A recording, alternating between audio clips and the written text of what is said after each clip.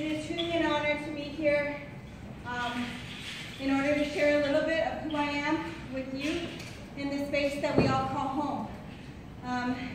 As you well know, our home happens to also be the vacation destination of, what is it up to, 150 million people per year? And so it's important to me that we all know who we are, that we all be who we are, that we all share who we are, so that our home will be strong and healthy for all these visitors, and also for each other, and most importantly for our children. And so I do need to ask, are there any members of the Seminole or Miccosukee tribes with us here today? I know I asked a couple to be here, and I think they were both called to meetings. Be here. Is there any members of the 5 civilized tribes, as they're called? Choctaw, Chickasaw, Muskogee, Cherokee, and whichever one it is I'm forgetting. Is there any members of the Taino or Arawak people?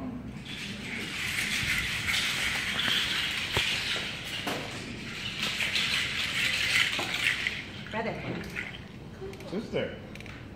As a representative, the closest representative of the traditional caretakers of this land, I didn't ask if there was any Calusas or Tisquestas. I probably should have, but you know, we generally know that those people no longer exist as tribes. But as a member of the cultural community that once took care of this land, that once crossed this land back and forth, to have your permission to keep dancing. Absolutely. Keep dancing. Thank you. You're welcome.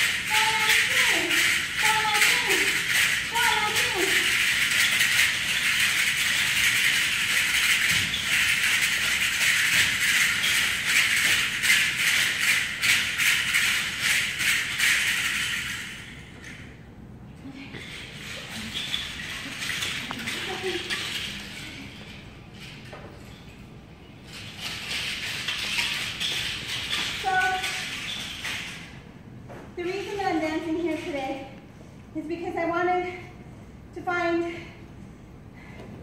what I know for me is the most effective way that I could bring you a message. And the message that I wanted to bring today is to honor the journalists who came before us.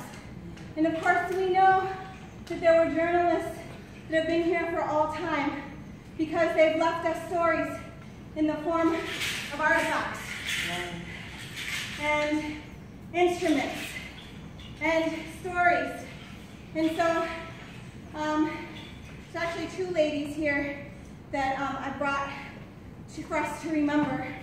One of them, her name is Minnie Two Shoes. She died on April 9th, 2010. And I knew Minnie. She's, like many of you, one of the most hardworking ladies that we could ever know. You can see an example of some of the excellent journalistic work that has been done. If you go over there and take a look at this and the other there's a 1-page article there that was written by a lady from Fond du Lac in Minnesota. But Minnie spent her whole life working really hard in order for us to all bring our own stories and be able to tell our own stories in a way that makes sense to us. It's really hard for me to, I wrote my first artist grant and submitted it to Grace 4 years ago. And it was really hard for me because it's hard for me to explain who I am to, what my culture means to me, because it means everything to me. My children will attest, even though it's a little rough when you're a teenager and you're like, why is my mom doing 12 of events? But Minnie did that also with her children. One of her sons actually lives here in Hollywood. His name name is Chris.